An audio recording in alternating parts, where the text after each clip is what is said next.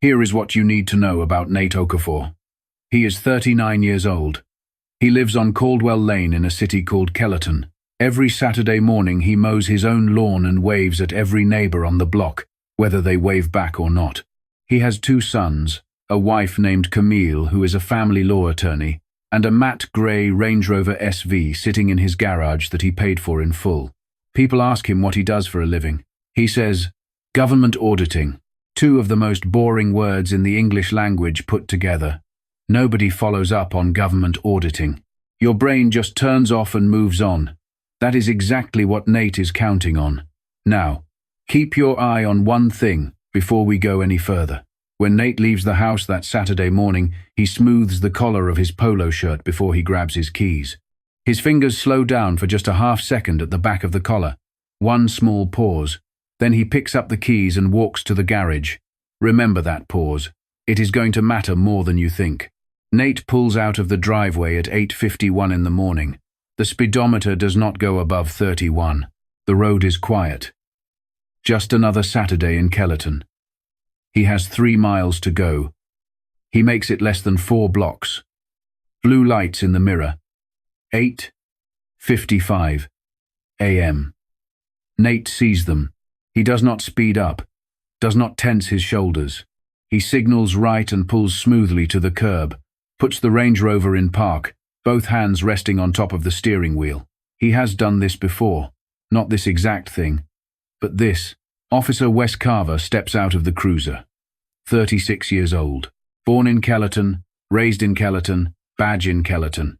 His father wore the same uniform before him. On paper, he is the kind of officer departments put on recruitment materials. Friendly, confident, no major complaints on record. But pull his traffic stop numbers from the last 4 years, and the picture gets a lot less clean. 380 stops, 71% of them involving black or Latino drivers, in a city that is 81% white. Carver does not walk slowly around the Range Rover the way some officers do, running fingertips along the fender like they are appraising something at auction.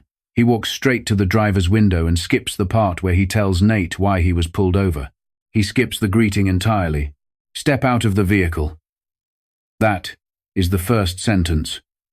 Officer Wes Carver says to Nate Okafor. No reason, no introduction, no traffic violation cited. Just step out. Nate looks at him. His voice is even. Can you tell me the basis for the stop first? Carver's jaw tightens. I need you to step out. Nate does not move. I'm asking what I was stopped for. Okay. Pause right here. I need you to understand what Nate just did. He did not raise his voice. He did not reach for anything. He asked a question that any person has the right to ask during a traffic stop. A simple, legal, reasonable question. And Carver responded to it like Nate had said something threatening. Now, there is a second officer on the scene. Officer Ricky Brandt, 31 years old. 3 years on the job. He is not sitting in the cruiser. He is already on the passenger side of the Range Rover, standing near the rear bumper, hand resting on his belt. He got into position before Carver even reached the window. That tells you something. This was not spontaneous. This had a shape to it before it started. Nate opens the door. He steps out slowly, hands up and visible before both feet touch the pavement.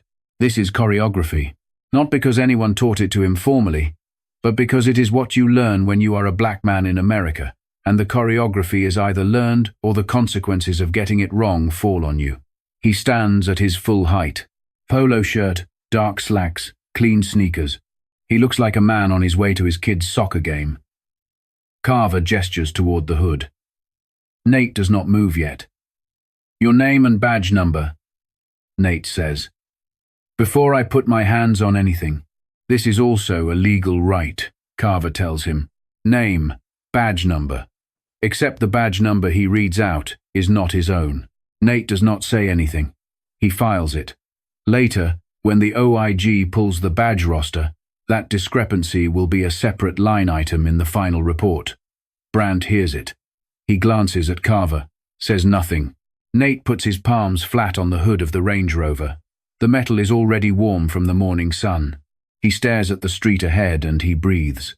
Behind him, a third officer is standing near the cruiser. She is writing something on a clipboard, and she is doing it in a way that suggests she would rather be anywhere else on Earth. Officer Priya Nolan, 26 years old, 7 months into the job. The instruction she was given on her first week: if Carver makes a stop, you back him up. Do not ask questions. She has not asked one yet. Carver asks for registration and ID. Nate provides both without looking back. Clean, current, Kellerton address. Carver takes them to the cruiser, runs the check. The return comes back in under 3 minutes.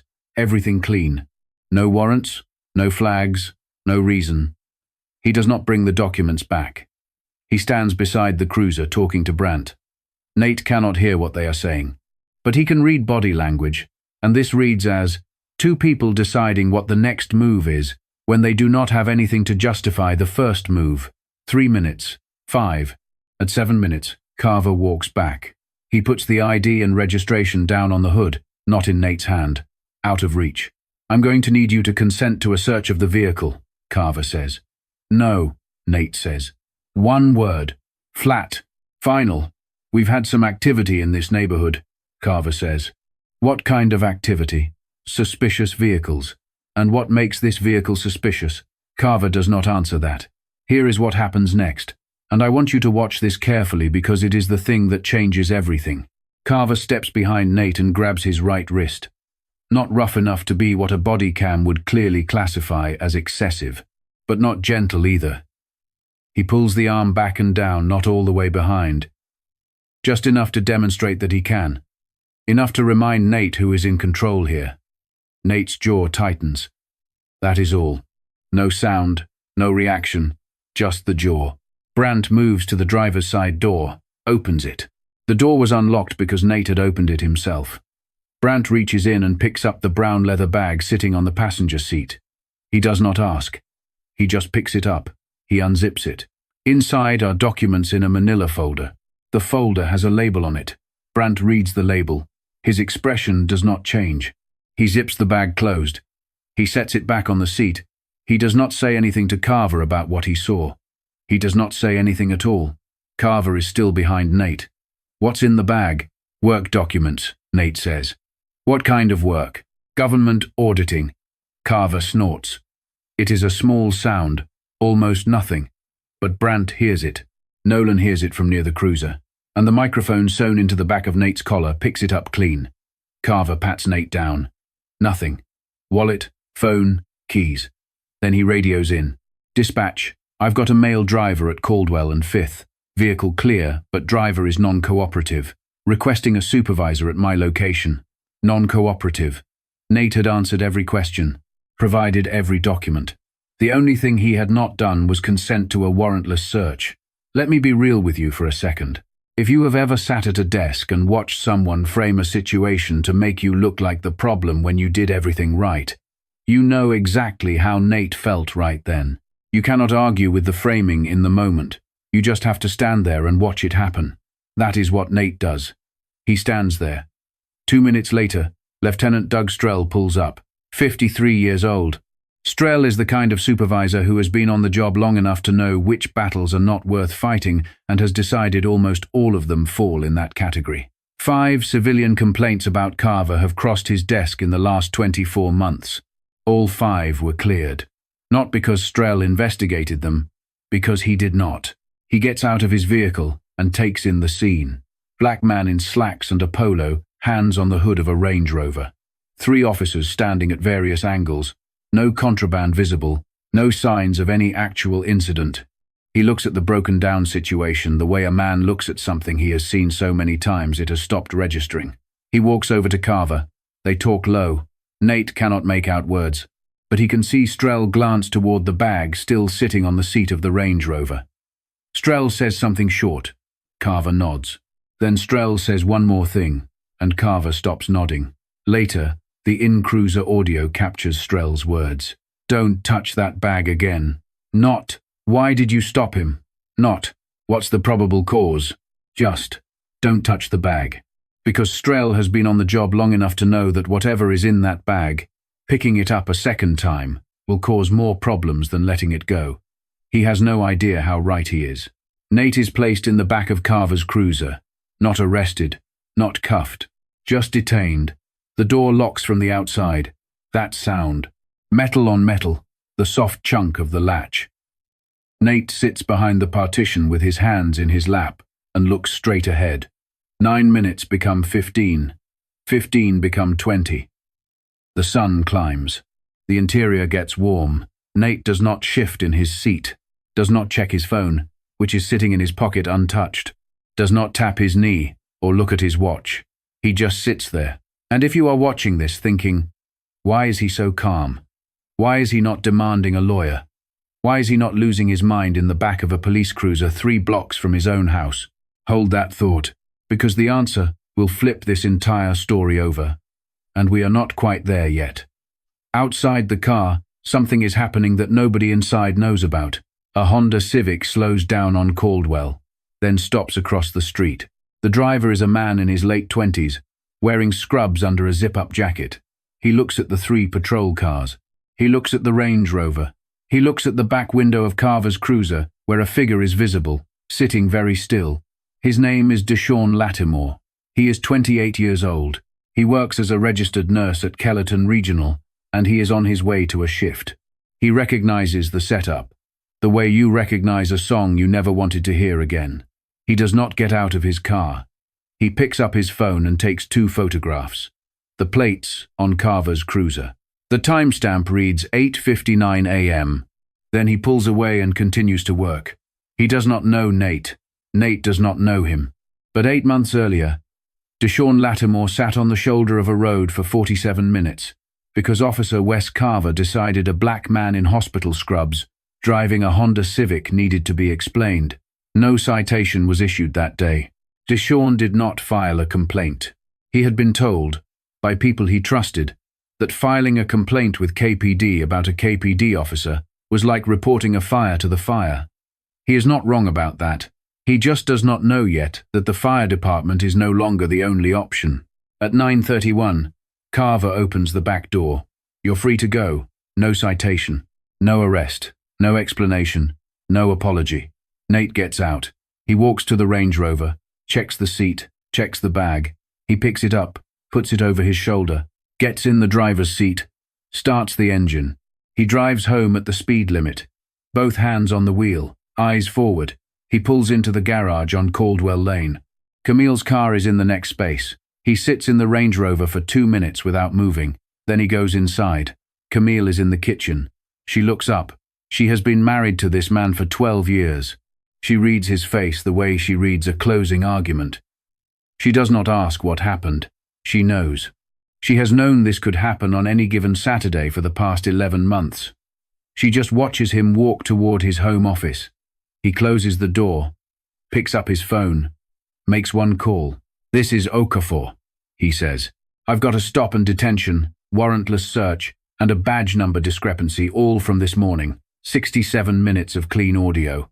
I'm uploading now. The voice on the other end. Copy. You good? Nate looks at the brown leather bag on his desk. Yeah. The bag's fine too. A pause. Okay. We'll move. He sets the phone down, sits there for a moment. Then he opens the bag and checks the hard drive inside. The OIG seal on the folder label is exactly where it was, undamaged. Brandt had unzipped the bag, had read the label, had closed it back up and said nothing. Nate had not known, during those 31 minutes in the cruiser, whether Brandt had taken photos, whether he had told Carver, whether Strel had been warned, whether the next knock on the car door was going to be a supervisor with a different set of questions, or 2 officers with a different set of intentions.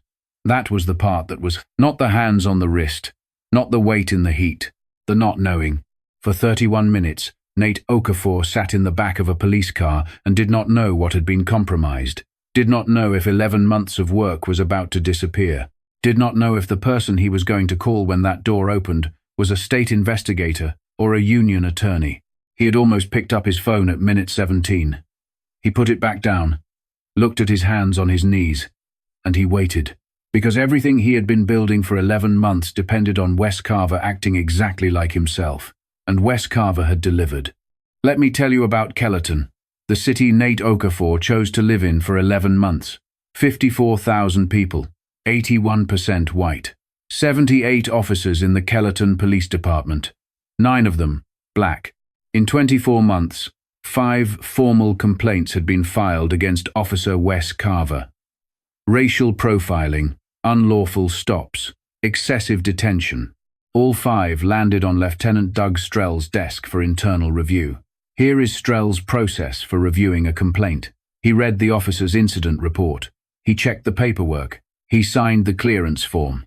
He never once pulled the body cam footage. 5 complaints. 5 opportunities to watch what actually happened versus what was written down. 5 times Strell chose the paperwork over the tape, because the tape might show something, and showing something might require doing something. And doing something was not how Doug Strell had made it to lieutenant. That is not negligence. That is a choice. There is a difference, and the difference matters in a courtroom. Now, Ricky Brandt, 3 years on the job. 31 years old. He had been Carver's partner on and off for 2 of those 3 years. He had watched Carver make stops like the one on Caldwell Lane more times than he could count. He had not reported any of them. But here is what makes Brandt different from Strell. Brandt was not passive. He was calculating. When he opened that brown leather bag and saw the OIG seal on the folder label, something shifted in his head. He had heard rumors, a state audit, someone asking questions.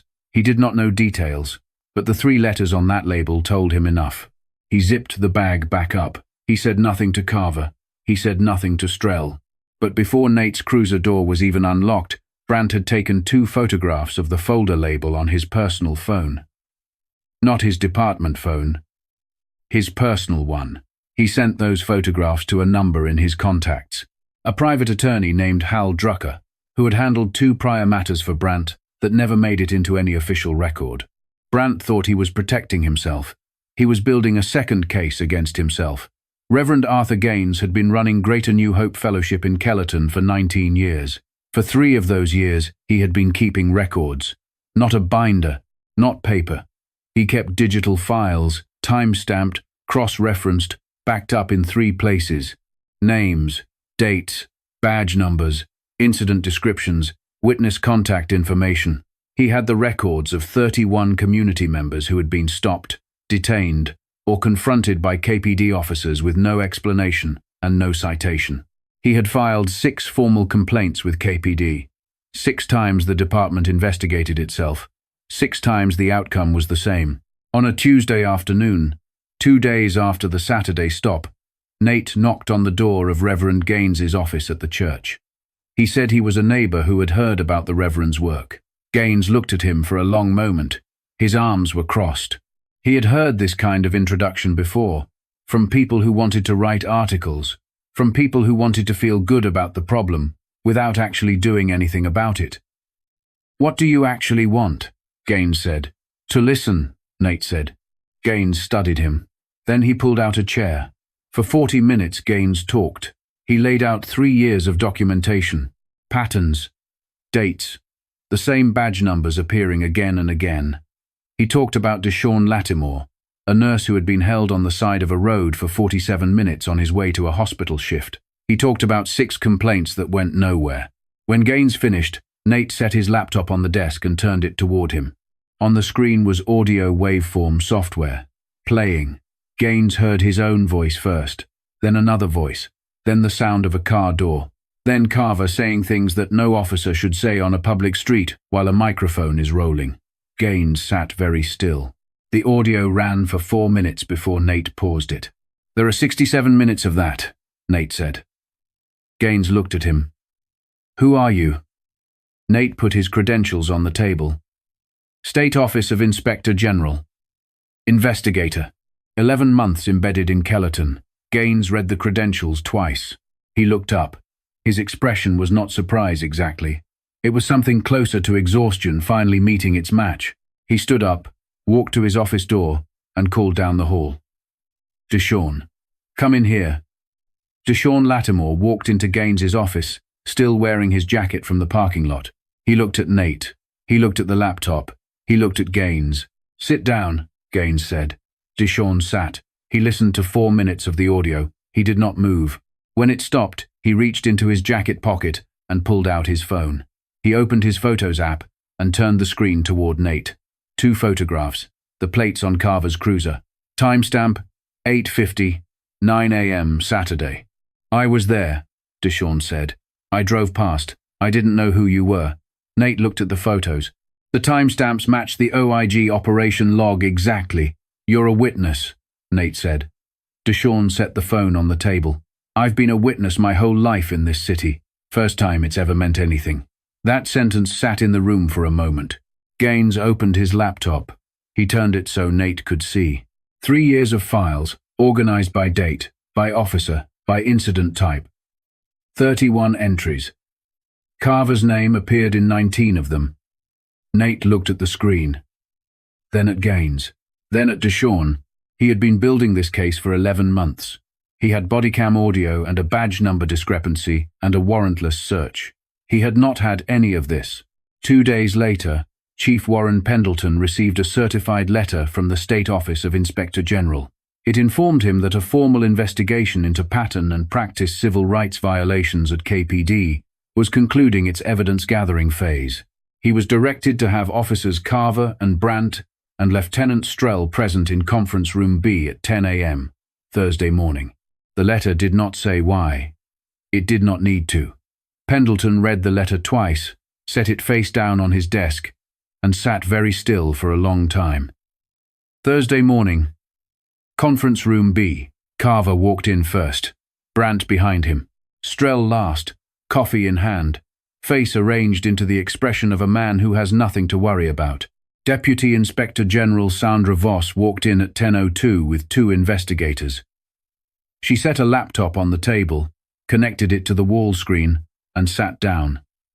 She did not introduce herself at length. She stated her name, her title, and the case number. Then she pressed play. The audio started with Carver's first words to Nate that Saturday morning. "Step out of the vehicle. No greeting, no stated reason for the stop. Just the order." Carver's face stayed neutral for about 40 seconds. Then he heard himself reading a badge number that was not his own. His eyes moved to Brandt. Brandt did not look back. The audio continued. The pat-down. The bag. The radio call. Non-cooperative suspect. Voss paused the playback. "Officer Carver," she said. "What was the stated basis for the traffic stop on Saturday?" Carver's attorney had told him to say nothing. He had brought a private attorney, not the union rep. The union rep was in the building. Carver had not called him. That choice said everything about where Carver understood himself to stand. He said nothing. Voss tapped the trackpad. The audio resumed. They heard Strell's voice now, from the in-cruiser recording that had been running the entire time. "Don't touch that bag again." Strell's coffee cup stopped moving halfway to his mouth. Voss paused it again. "Lieutenant Strell, can you explain what prompted that instruction?" Strell looked at his attorney. His attorney shook his head slightly. Strell said nothing. Voss nodded. She moved to a different file. Officer Brandt. Brandt looked at her. At 8:57 a.m., while the subject was detained in Officer Carver's cruiser, you accessed a brown leather bag from the passenger seat of the subject's vehicle. You opened the bag. You viewed documents inside. Then you closed the bag and returned it to the vehicle. Brandt waited. "What did you see in that bag?" His attorney, the private one, Hal Drucker, put a hand on Brandt's arm. Voss continued. "We have reviewed cellular data from your personal device. At 9:03 a.m., 2 photographs were transmitted from your personal phone to a number registered to an attorney named Harold Drucker." She looked at Drucker. "Who is present today?" The room went very quiet. The photographs depicted the label on OIG case materials. Unauthorized access to those materials constitutes a separate offense under state statute. So does the transmission of those images. Brandt's jaw moved. Nothing came out. "You accessed evidence in an active state investigation," Voss said. "Then you sent photographs of that evidence to a private attorney. At no point did you report what you found to your supervisor or to anyone in your chain of command. She let that settle. You were not protecting Officer Carver," she said. You were protecting yourself. We understand that. But the method you chose to protect yourself created 3 additional criminal exposures. Brandt looked at Drucker. Drucker looked at the table. That was the moment. Right there, the room understood that Brandt had tried to be the smartest person in a situation, and had ended up being the one who handed the investigation its final piece. Priya Nolan was interviewed separately, in a smaller room, before the others arrived. She sat across from a junior investigator with a legal pad. Her hands were flat on the table. Her shoulders were pulled in slightly. She told them everything she had seen that Saturday. The stop with no stated reason. Carver reading the wrong badge number. Brandt accidentally late without consent. Strel arriving and giving the instruction she had heard clearly from 15 feet away. And then she said something that nobody had asked her for. Brandt told me there was nothing in the bag. 2 days ago, I asked him directly what he saw, and he said he didn't see anything. The investigator wrote it down. I knew he was lying, Priya said. I didn't push it. She looked at the table. I didn't know I was allowed to push it. That sentence. I didn't know I was allowed to push it. She was not making an excuse. She was describing something real, something that happens in institutions where young people are told from day one that questioning a senior officer is disloyal. Not against the rules, disloyal. Like the badge is a family and families don't turn on each other. She was 7 months into that family. She had followed the rules she was given, and she was sitting in that room anyway, because the rules she were given had been designed to protect the wrong people. 8 weeks after the Saturday stop, the OIG released its findings. Officer Wes Carver, charged with unlawful stop and detention, warrantless search and seizure, filing a false incident report, and official misconduct for the deliberate misrepresentation of his badge number at the scene. 4 charges, all state level, all carrying potential prison time. Lieutenant Doug Strel, charged with conspiracy to obstruct a civil rights investigation. He had known about 5 complaints. He had chosen not to look. That choice, made 5 times over 24 months, was not negligence. The OIG report used the word deliberate. Strel resigned before the administrative hearing. He took a plea. Officer Ricky Brent, unauthorized access to state investigative materials, transmission of those materials to a private third party, obstruction. He cooperated fully in exchange for a reduced sentence and probation. He was terminated. His law enforcement license was permanently revoked. Chief Warren Pendleton was not criminally charged. He was asked to resign or face administrative removal proceedings. He submitted his resignation on a Friday afternoon. No press conference, no statement. He left a note for his assistant about where to find the building access codes. Priya Nolan was not charged. Her cooperation was documented in the final report. She was transferred to a newly created community liaison unit that did not exist at KPD 6 weeks earlier. She did not celebrate the transfer. She asked if she could start on Monday. They said yes. Kellerton signed a state consent decree. Independent OIG oversight of all internal affairs investigations. Mandatory bias training with annual recertification. Civilian review board with real authority. A complaint process that bypassed the chain of command entirely and went directly to the state office. Councilwoman Patricia Holloway pushed a bill through the city council to increase OIG oversight funding. It passed 6-3. She stood at the podium and did not call it a victory. She called it a baseline. 3 weeks after the consent decree was signed, the Civilian Review Board held its first public session at Greater New Hope Fellowship. Reverend Gaines opened the meeting. He did not give a long speech. He opened his laptop, pulled up the first entry in his files. A name, a date, 3 years ago. A woman named Sandra Pittman, who had been stopped twice in the same week on her way to work, no citation either time, who had filed a complaint that was cleared in 48 hours. Gaines read her name out loud.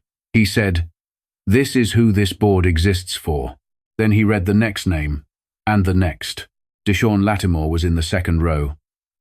When Gaines reached his entry in the files, Deshaun stood up without being asked and said 4 sentences. He said he had been stopped for 47 minutes and made it to his shift late, and told no one because he did not think it would matter. He said he had driven past a stop 8 weeks ago and taken 2 photographs because something in him said to document it even when he did not know why. He said he still did not fully understand how his photographs had ended up meaning something. And he said he hoped the next person who took a photograph would not have to wait as long to find out that it mattered. He sat back down. The room was quiet for a moment. Then, it wasn't. Nate Okafor drove home from the OIG debrief on a Wednesday evening in November.